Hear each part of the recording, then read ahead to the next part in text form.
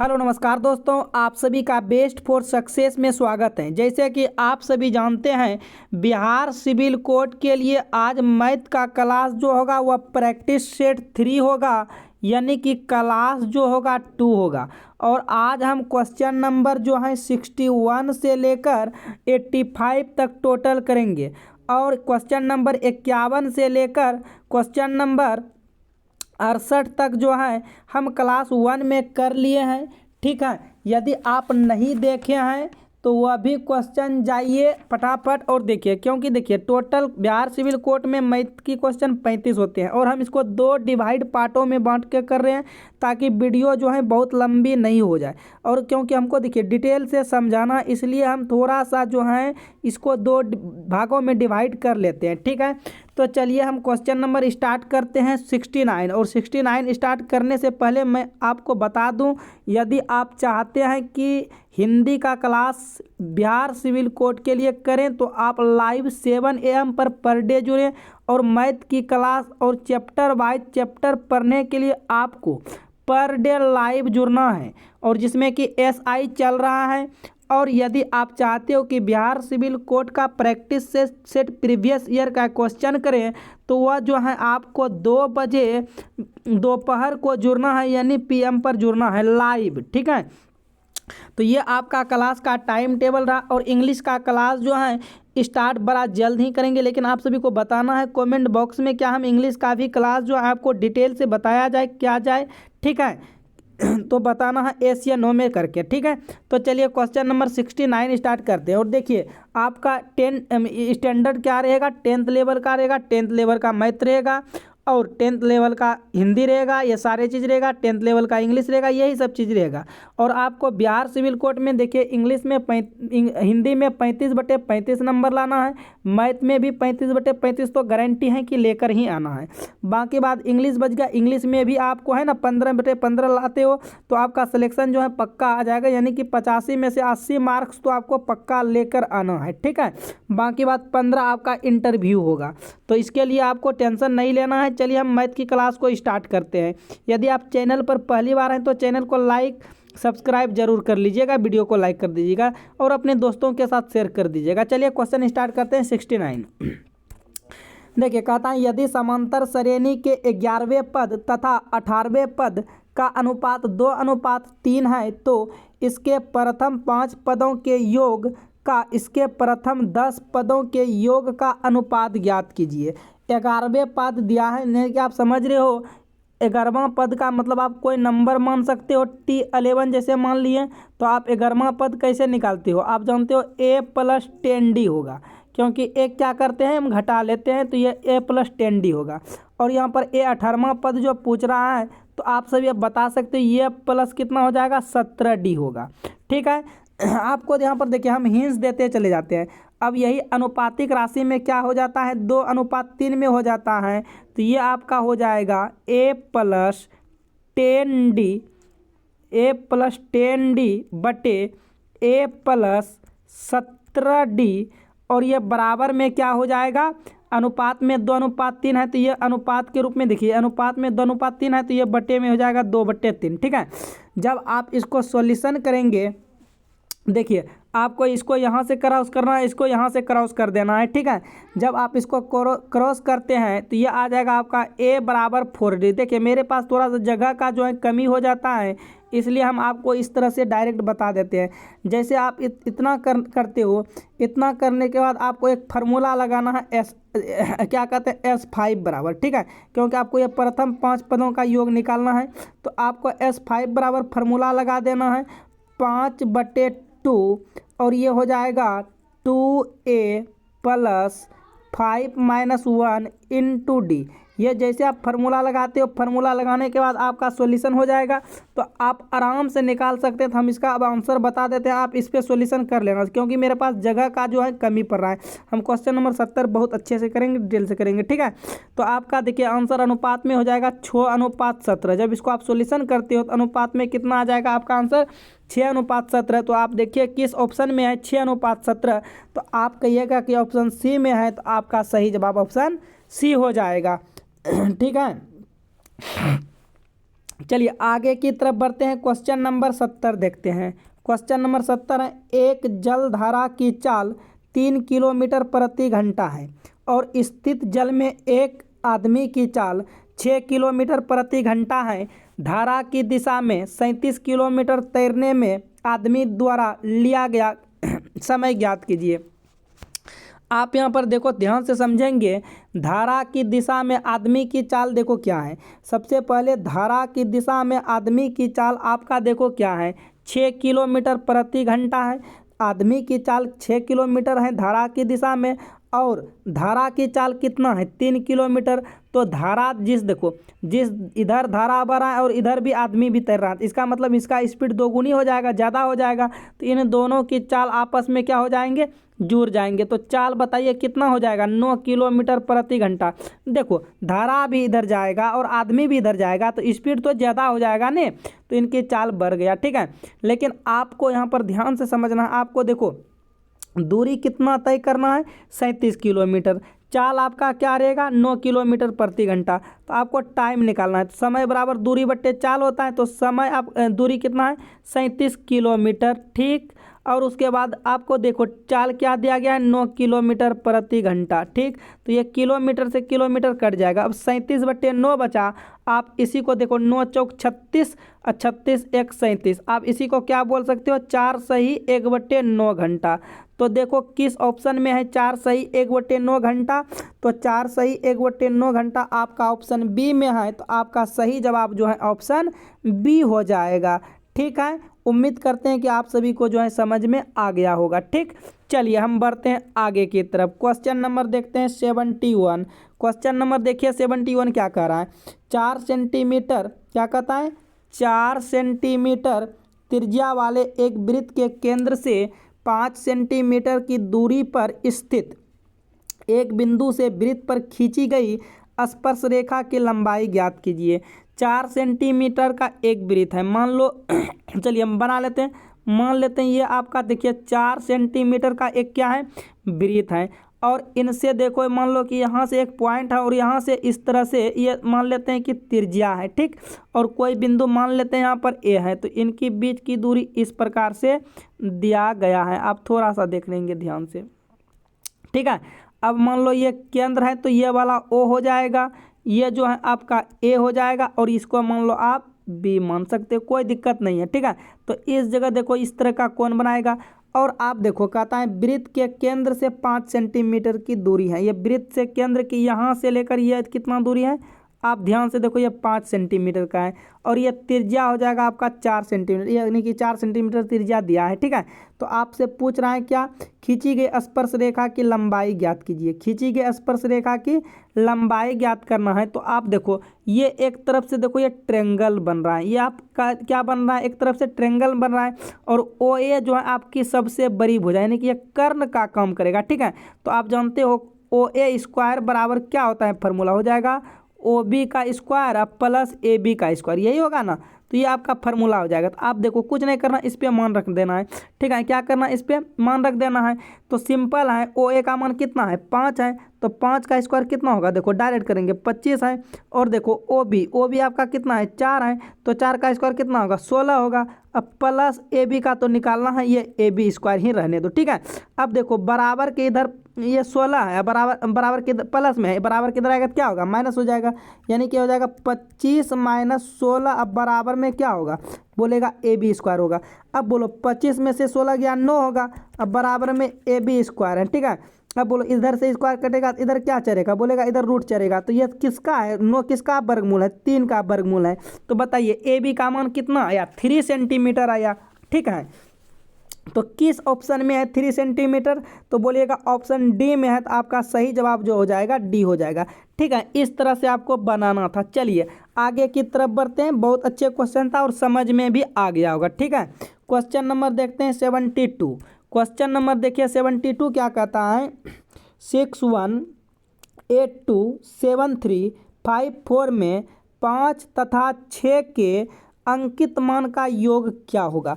देखो 5 तथा 6 का अंकित मान उसको कहते हैं, यानी कि जो जिसका बोले वही अंकित मान होता है। अंकित मान और जातीय मान दोनों एक ही होता है, ठीक है, और स्थानीय मान अलग होता है। बोलेंगे बोलो 7 5 3 में 5 का अंकित मान क्या होगा, तो देखो 5 ही हो जाएगा, ठीक है।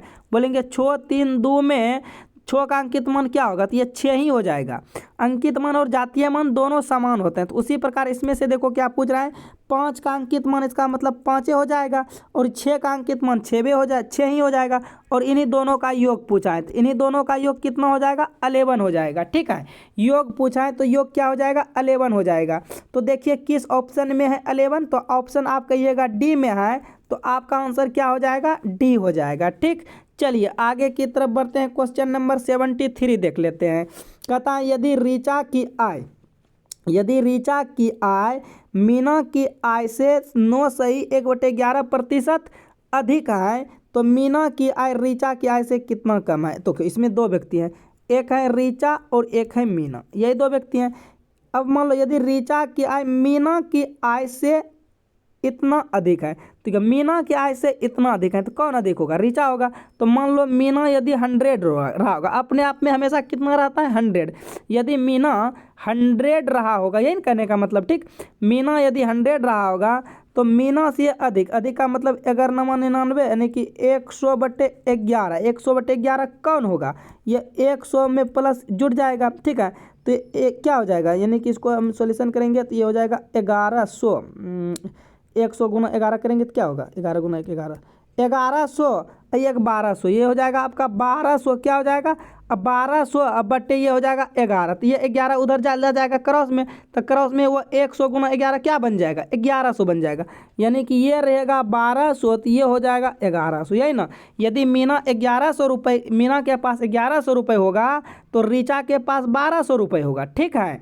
मीना के पास यदि 1100 रुपये होगा तो ऋचा के पास कितना होगा, 1200 रुपये।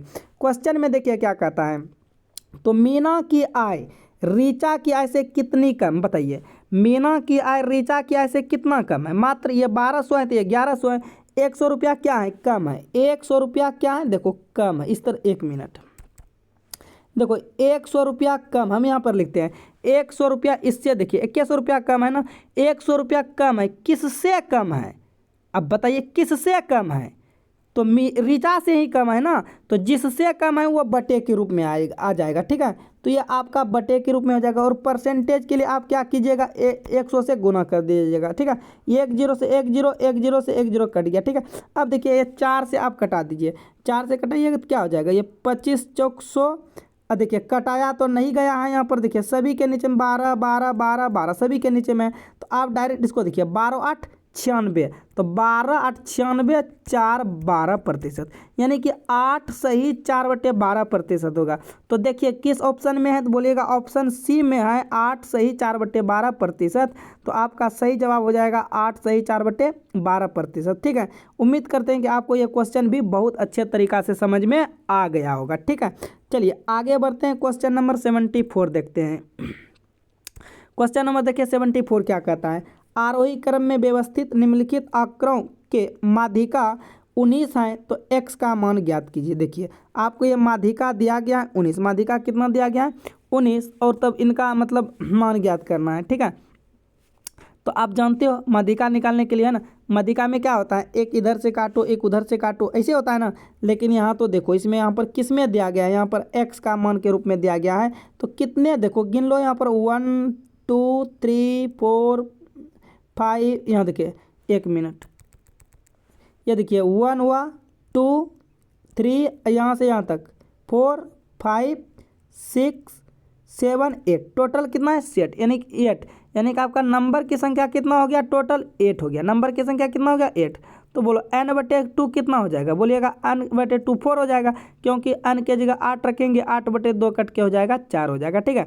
तो इसका मतलब अभीष्ट माध्य हो जाएगा चौथा और पचमा, अभीष्ट माध्य क्या हो जाएगा, चौथा और पचमा। तो चौथा और पचमा देखिए आपका क्या है, तो चौथा नंबर पे कौन है, पहला दूसरा तीसरा चौथा, तो चौथा आपका ये x+4 है, तो आप लिखिए x+4, और पचमा आप अब बता दीजिए कौन है, तो पचमा चौथा और पचमा का मतलब पचमा कौन है, x+8 है, ठीक है। तो ये भी हो जाएगा प्लस में ही हो जाएगा x+8, और हाफ देखिए 1 मिनट, ये हो गया। और बटे देखिए हाफ है तो नीचे क्या हो जाएगा, नीचे हाफ हो जाएगा। यह बोल 2x क्या होगा, 2x अब प्लस 8 और 4 क्या होगा 12, अब बटे क्या है 2 है तो 2 हो जाएगा। अब बताइए यहाँ से कॉमन क्या आएगा, तो कॉमन यहाँ से 2 आएगा, यहाँ ऊपर से यहाँ भी, यहाँ देखिए कॉमन ये 2 आ जाएगा। तो ये 2 यदि कॉमन लेते हो तो अंदर बचता है x प्लस 6 अब बटे 2, तो ये 2 से 2 क्या हो जाएगा, कट जाएगा।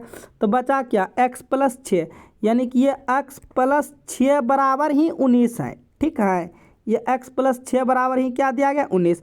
तो x बराबर बताइए क्या होगा 19 माइनस 6, तो x बराबर क्या आ जाएगा 13। और आपको x का ही तो मान ज्ञात करना था, किसका मान ज्ञात करना था x, तो x का मान 13 आया। देखिए किस ऑप्शन में, बोलिएगा ऑप्शन ए में है, तो आपका सही जवाब जो है क्या हो जाएगा, ऑप्शन ए हो जाएगा। ठीक है, आपका सही जवाब क्या हो जाएगा, ऑप्शन ए हो जाएगा। उम्मीद करते हैं आपको समझ में आ गया होगा। चलिए आगे की तरफ बढ़ते हैं, चलिए फटाफट आप देख लीजिए।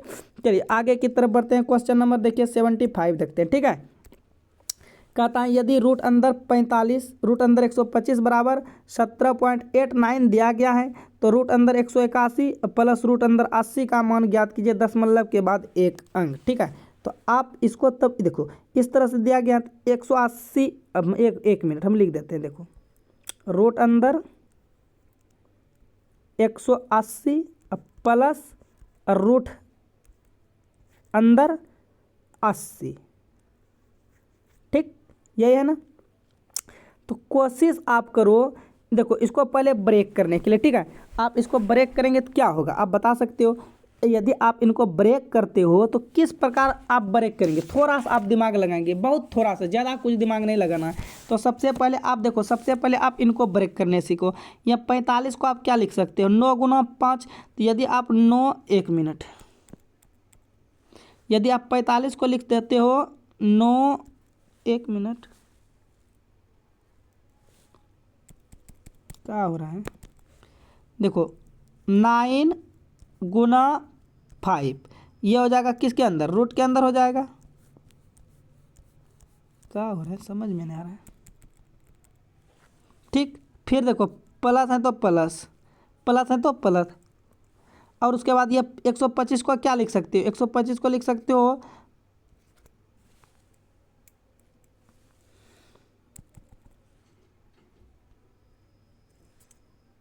देखो 125 को क्या लिख सकते हो प्लस 25 गुना 5, इस प्रकार लिख सकते हो। तो ये आपका आ जाएगा 3 रूट 5 प्लस 5 रूट 5, यही आएगा ना, यही आ जाएगा। इन दोनों को जोड़ो तो ये हो जाएगा आपका 8 रूट 5, इतना आया सॉल्यूशन करने के बाद। तो उसी प्रकार से हम इसको अभी तोड़ना है। ठीक है, तो आप इसको लिख सकते हो 36 गुना 5, या 36 गुना 5 में टूट जाएगा। ठीक है, तो 36 का 6 बाहर होगा, अंदर में क्या रहेगा रूट 5 रहेगा, प्लस 80 को देखो आप 80 को 16 गुना 5 तोड़ सकते हो, तो 16 का मतलब 4 बाहर आएगा, अंदर 5 बटेगा। ठीक है, तो बोलो 6 4 क्या हो जाएगा 10 रूट 5, क्या बचेगा 10 रूट 5, यही तो बचेगा 10 रूट 5 बचेगा। लेकिन आप इनको और यदि देखो यही बराबर आपका कितना दिया है 17.89, यदि आप इनको रूट वाला इधर रहने देते तो बटे में इधर 8 आ जाएगा। ठीक है ना, तो इसी प्रकार आपको सिर्फ तो बता ये रूट 5 का वैल्यू हम क्या इसको रख सकते हैं ना 10 गुना 17.8, 1 मिनट 17.8 बटे 8 आराम से रख सकते हैं। यहाँ से पॉइंट उड़ाएगा, जैसे यहाँ 8 9 है 8 9, हाँ यहाँ से पॉइंट उड़ाएगा तो नीचे 200 आएगा। तो इसको यदि आप सॉल्यूशन करते हो तो ये आ जाएगा आपका 22.36, यानी कि बात करें तो 22.4 के लगभग आएगा। तो देखिए किस ऑप्शन में है, तो आप बोलिएगा ऑप्शन ए में है, तो आपका सही जवाब जो है ऑप्शन ए हो जाएगा। ठीक है, चलिए आगे की तरफ बढ़ते हैं। क्वेश्चन नंबर देखिए आप 76, कहता है यदि समीकरण 4 प्लस क्या कहता है 4 plus m into x square plus m plus 1 x plus 1 के मूल बराबर है तो एम का मान क्या होगा। आप पढ़े होंगे एक फार्मूला, जब मतलब बराबर मूल होते हैं तो अब पढ़े थे 10th में बी स्क्वायर माइनस 4ac बराबर 0। ठीक है, ये आप फार्मूला पढ़े होंगे। ठीक है, तो आप इसी को मान रख देना है। ये देखो ये बी कौन वाला होगा, तो बी आपका ये वाला कहलाएगा। ठीक है ना, बी देखिए ए बी सी इस तरह होता है, ये ए होता है, ये बी होता है, ये सी होता है। ठीक है, तो यहाँ पर हो जाएगा m प्लस 1 हम हिंस दे देते हैं स्क्वायर, फिर -4 इंटू, अब देखिए ए का मान क्या है, ए का मान है 4 + m, तो ये हो जाएगा 4 + m, ठीक। और उसके बाद इंटू गुना के रूप में क्या हो जाएगा, गुना के रूप में 1 हो जाएगा, ठीक। अब बराबर में क्या है 0, तो बराबर में भी 0 दे दीजिए, ठीक है। अब यदि आप इनको सॉल्यूशन करते हो, टोटल का बात करें, ये टोटल सॉल्यूशन करने के बाद आपका आ जाएगा m बराबर 5 -3, ठीक है। आप आराम से इसको सॉल्यूशन कर सकते हो, आराम से आ जाएगा, ठीक है। तो देखिए किस ऑप्शन में है, आप कहिएगा ऑप्शन डी में है, तो आपका सही जवाब जो है ऑप्शन डी हो जाएगा, ठीक है। चलिए आगे की तरफ बढ़ जाते हैं, क्वेश्चन नंबर देखते हैं 70, ठीक है। क्वेश्चन नंबर 70 है, यदि एक आयत का क्षेत्रफल 60 इकाई तथा परिमाप 34 इकाई है तो उसका विकर्ण क्या होगा। एक आयत है, ठीक है, एक आयत का क्षेत्रफल है 60 इकाई। आयत का क्षेत्रफल क्या होता है, देखो डायरेक्ट करने के लिए कोशिश करते हैं। आयत का क्षेत्रफल लंबाई गुना चौड़ाई होता है, तो लंबाई गुना चौड़ाई देखो दिया है 1 मिनट, लंबाई गुना चौड़ाई आपको कितना दिया गया है 60 मीटर, तो 60 मीटर लिख दें, ठीक है। लेकिन इसका परिमाप, आयत का परिमाप भी दिया है 34, तो आयत का परिमाप क्या होता है बोलिएगा 2 इंटू लंबाई और प्लस चौड़ाई, यह कितना दिया गया है 34 दिया गया, तो इसको भी लिख लो, यह 34 दिया गया है तो 34 लिख लिया, ठीक है, कोई दिक्कत नहीं है। चलो अब देखो ये क्या हो जाएगा, ये 2 से यहाँ से कट जाएगा, 7 दूना 34, तो यानी कि आपका लंबाई अब प्लस चौड़ाई कितना आ जाएगा 17 आ गया, लंबाई प्लस 17 आ गया, लंबाई प्लस कितना आ गया, लंबाई प्लस चौड़ाई आपका देखिए यहाँ पर 17 आ गया, ठीक है। अब देखो क्या करते हैं, आपको यहाँ पर क्षेत्रफल निकालना है, क्या निकालना है क्षेत्रफल, तो एक काम करो, ये दोनों साइड आप स्क्वायर कर दो, इधर भी स्क्वायर और इधर भी स्क्वायर, वर्ग करने पर क्या लिखेंगे, दोनों साइड वर्ग करने पर आपका क्षेत्रफल निकल जाएगा, ठीक है। तो ये देखिए ये क्या हो जाएगा a² + b², तो ये हो जाएगा a² b² मतलब ये हो जाएगा l² + b² + 2ab, अब बराबर 17 का स्क्वायर कितना है 289, तो ये 17 का स्क्वायर हो जाएगा 289, ठीक। अब देखिए ये 2lb, देखिए lb का मान कितना दिया गया है 60, तो यहाँ पर हम रख देंगे lb के जगह कितना रख देंगे 60, तो लेकिन ये तो सेम रह जाएगा, क्या कहते हैं l² + b² प्लस ये देखिए 2 गुना 60 बराबर 289, तो डायरेक्ट इधर देखिए हम घटा देते हैं 289, ये 120 इधर आ जाएगा, ठीक है, डायरेक्ट कर दिए। तो l² + b² बराबर क्या हो जाएगा, तो l² + b² बराबर घटाएगा तो आ जाएगा 169, क्या आएगा 169। तो यहाँ देखिए अब क्या करना है, ये l² b² को घटाना, इधर रूट चढ़ाएंगे तो इधर भी रूट चढ़ाएंगे, एक मिनट